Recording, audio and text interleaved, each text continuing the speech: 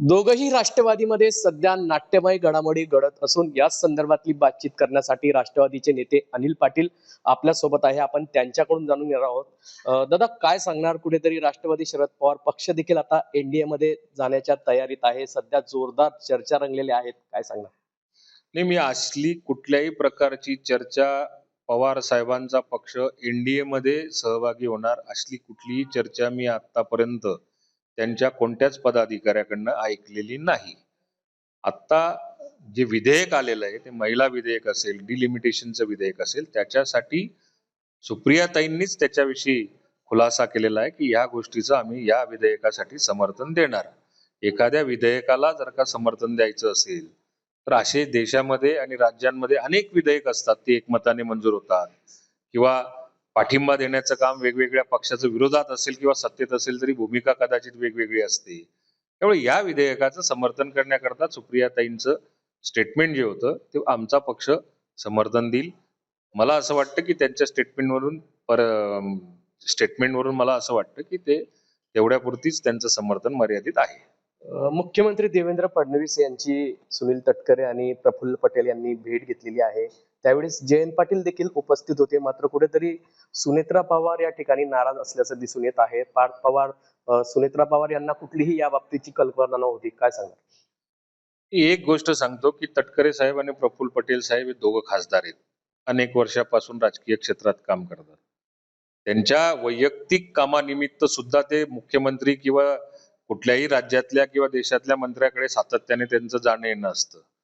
आता मुख्यमंत्र्यांनी त्यांना जी वेळ दिली किंवा प्रफुल्ल पटेल साहेबांना जे बाहेर विदेशात जायचं होतं, त्या विदेशात जायच्या कारणामुळे त्यांना मिळालेली लवकरची वेळ आणि जयंत पाटील साहेब सुद्धा त्या ठिकाणी येण्याची वेळ ही कुठेतरी एकाच वेळी झालेली असल्या कारणाने कदाचित आपल्याला असं वाटत असेल की एकत्र भेटले, परंतु प्रत्यक्षात ते दोघांची भेटच झाली नाही.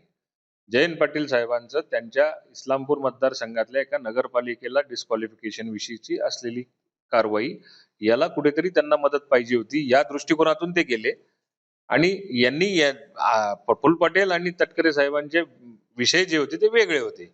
ते वेगळ्या ठिकाणी बसलेले होते. मुख्यमंत्री महोदय बाहेरच्या बाहेर एका हॉलमध्ये जयंत पाटील साहेबांना भेटले आणि तिथून निघून गेले. त्यामुळे जरी एकत्र गेले असते तरी ते समस्या प्रत्येकाच्या वेगवेगळ्या असतात. त्यामुळे हेच कारण असेल आणि मग त्याच्यात राजकारण असेल, मग विलिनीकरण असेल किंवा वेगळं काही असेल, असलं कारण आणि असलं समजा जर का भेटणं असेल तर कदाचित मुख्यमंत्र्यांकडे जाण्याची दोघांना एकत्र गरज नाही. त्याचं ठिकाण वेगळं असतं, चर्चा वेगळ्या ठिकाणी असतात. मुख्यमंत्र्यांच्या घरी जाऊन सगळ्या माध्यमांना आणि महाराष्ट्राला एवढं प्रदर्शन झालं असतं का? दोघांचे विषय वेगळे होते. मात्र दादा, कुठेतरी संशय कल्लोळ निर्माण होत आहे. उपमुख्यमंत्री सुनेत्रा पवार यांना या ठिकाणी कल्पना नव्हती. पार्थ पवारांना कल्पना होती. कुठेतरी कार्यकर्त्यांमध्ये संभ्रम निर्माण होऊ शकतो. पक्षाचंच यामध्ये नुकसान होऊ शकतं.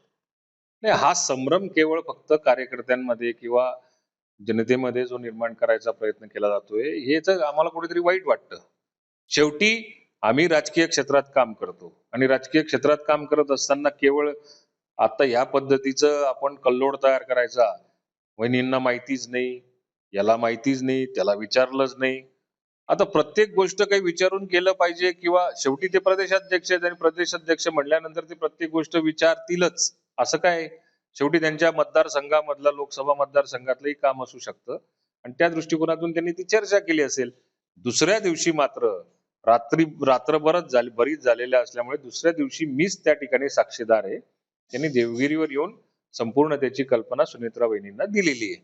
आमच्या पक्षात सुनेत्रा वहिनी जो निर्णय घेतात तोच आमच्यासाठी अंतिम असतो आणि तो तटकरे साहेबांना सुद्धा मान्य असतो. त्याच्यामुळे कल्लोळ आणि वेगवेगळे विचार असं कुठेही नाही. एकनाथ शिंदे आणि जयंत पाटील यांची आज भेट झालेली आहे. सोबत जितेंद्र आव्हाड देखील या ठिकाणी होते. या भेटीबाबत आपण काय सांगता? नाही, आता मला जी काही कल्पना आहे किंवा मला जो काही अंदाज आहे त्याच्यामध्ये जयंत पाटील साहेब जे आहेत ते मुख्यमंत्र्यांना एका नगरपालिकेच्या कामानिमित्त भेटायला गेले होते. आता हा विभाग, नगर विकास विभाग, उपमुख्यमंत्री शिंदे साहेबांकडे, कदाचित तेच काम सांगायला कदाचित जयंत पाटील साहेब त्या ठिकाणी गेलेले असतील. पण अशा वारंवार जर का भेटी त्यांच्या होत असतील तर जयंत पाटील साहेबांच्याही मनामध्ये काय हे मी कसं सांगू?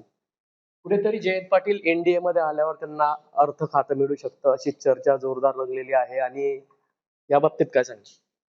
हे अर्थ खातं असं काही जयंत पाटील साहेब आलेले आहेत आणि त्यांनी काही मागणी केलेली आहे किंवा एनडीएला त्यांचं समर्थन आहे असं काही कुठे नाहीये.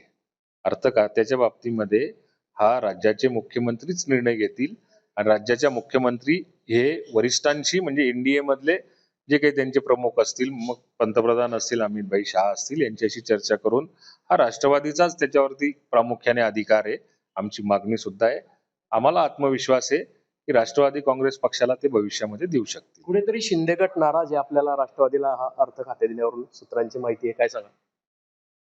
नाही आता असं काही मला शिंदे साहेब अर्थ खातं दिलेलं आहे म्हणून नाराज आहे असं काही त्यांच्या पक्षातलं कोणी व्यक्ती आता काही बोललेलं मला काही कुठे आठवत नाही. नाराजगी केवळ फक्त माध्यमांना कुठल्या सूत्रांनुसार मिळते त्याच्यातच चाललेली आहे. शिंदे साहेबांनी असं कुठे काही बोलून दाखवलेलं नाहीये. उलट शिंदे साहेब तिन्ही पक्षांना घेऊन जाण्याचाच प्रयत्न करतात. त्यातल्या त्यात आमच्या पक्षाला तर चांगला अजून मान सन्मान देतात. त्यामुळे मला नाही वाटत काही असली नाराजगी त्यांनी बोलून दाखवलेली आहे. शरद पवार म्हटले होते कुठेतरी राष्ट्रवादी विलिनीकरण हे होऊ शकतं, मात्र आपलं सुनील तटकरे म्हटलेले आहे की दादांच्या निधनानंतर हा विलिनीकरणाचा विषय संपलेला आहे, काय सांगणार? नाही, पवार साहेबांनी या काही दिवसांमध्ये विलिनीकरण होऊ शकतं अशा बाकी असं काही स्टेटमेंट कुठे केलेलं दिसत नाही. त्यांच्याच पक्षाच्या प्रदेशाध्यक्षांनी याच्यावरती अनेक वेळा खुलासा दिलेला आहे की आता विलिनीकरणाचा फुल स्टॉप झालेला आहे. आता राहिला प्रश्न आमच्या पक्षामध्ये असली कुठल्याही प्रकारची आज तरी चर्चा नाहीये. ज्यावेळी चर्चा होईल त्यावेळेला माध्यमांना नक्की सांगितलं जाईल. सच्चिदानंद आहेत, त्यांनी या ठिकाणी अध्यक्षावर आक्षेप घेतलेला आहे निवडीवर सुनेत्रा पवारांवर. आता हे सच्चिदानंद जे आहेत ते छत्तीसगडचे आहेत.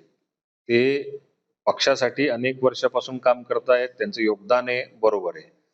परंतु सुनेत्रा वहिनींची निवड प्रक्रिया ज्या दिवशी झाली त्या दिवसापासून आता कुठेतरी त्यांची नोटीस आम्हाला बघायला मिळते किंवा वाचायला मिळते. खरोखर त्यांना समजा ऑब्जेक्शन राहिलं असतं तर कदाचित त्यांनी जे नॅशनल कन्व्हेन्शन झालं त्याच्यामध्ये हा प्रश्न उपस्थित केला असता.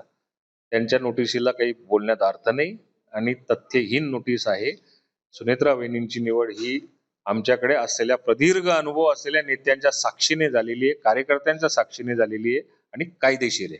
आता राष्ट्रवादीच्या प्रदेशाध्यक्ष पदासाठी आपलं नाव देखील चर्चेत आहे, काय सांगणार? मला सुद्धा हे माध्यमांमधनच माहिती मिळते की प्रदेशाध्यक्ष म्हणून मला राष्ट्रवादी काँग्रेस पक्षामध्ये संधी मिळू शकते. पण मला असं वाटतं की आमच्या पक्षाचे प्रदेशाध्यक्ष अतिशय उत्तम काम करतात. त्यांच्यामुळे आज एनडीए मध्ये समन्वयाचं काम जे ते अतिशय चांगल्या पद्धतीने चाललेलं असतं. आमच्या पक्षामधल्या सुनेत्रा वहिनींना दादा गेल्यानंतर सुद्धा राष्ट्रीय अध्यक्षापासून तर उपमुख्यमंत्री करण्याकरता त्यांचा सहभाग आणि सह्याचा वाटा होता. आज प्रदेशामध्ये त्यांचे असलेले दौरे, त्यांचा असलेला संपर्क आणि त्यांनी केलेलं संघटनात्मक काम हे माझ्या माहितीनुसार चांगलं आहे. त्यामुळे त्यांना या ठिकाणून त्यांची जबाबदारी कमी करून दुसऱ्याला कोणाला तरी जबाबदारी द्यावं असं काही कुठल्या पक्षामध्ये आमच्या पक्षामध्ये तर काही चर्चा झालेली दिसत नाही. म्हणून उत्कृष्ट काम चाललेलं आहे. आम्हाला वाटतं की आमचे प्रदेश अध्यक्ष चांगलं काम करतात. आपल्याला संधी दिली तर? मला संधी देण्याचा प्रश्नच येत नाही, कारण शेवटी प्रदेश अध्यक्षाचं निवडीची प्रक्रिया हे काही लगेच गेलं आणि पत्र दिलं असं होत नसतं. त्याला तालुका अध्यक्ष, जिल्हा अध्यक्ष आणि मग प्रदेश अध्यक्ष अशी निवडणुकीची प्रक्रिया फार मोठी असते. आज त्या गोष्टीची चर्चाच नाही किंवा कुठल्या नेत्याने मला त्याविषयी काही सांगितलेलं नाही, माझ्याशी कुठल्या नेत्याने चर्चा केलेली नाही म्हटल्यानंतर प्रदेश अध्यक्षाच्या बाबतीमध्ये आज तरी काही कुठला निर्णय नाही आणि माझा विचार पण नाही. आगामी काळात दोघी राष्ट्रवादी एकत्र येऊ शकतात? आता ज्या दिवशी येतील त्या दिवशी आपल्याला नक्की कळेलच. आज त्याच्यावर चर्चा नाही. नक्कीच आगामी काळामध्ये दोघं राष्ट्रवादी ज्या दिवशी कळेल त्या दिवशी आपल्याला सांगूच असं या ठिकाणी अनिल पाटील यांनी म्हटलेलं आहे. जयंत पाटील आणि एकनाथ शिंदे यांच्या भेटीगाठी त्यांनी या ठिकाणी उहापोह केला आहे. जुगल पाटील, जय महाराष्ट्र न्यूज, जळगाव.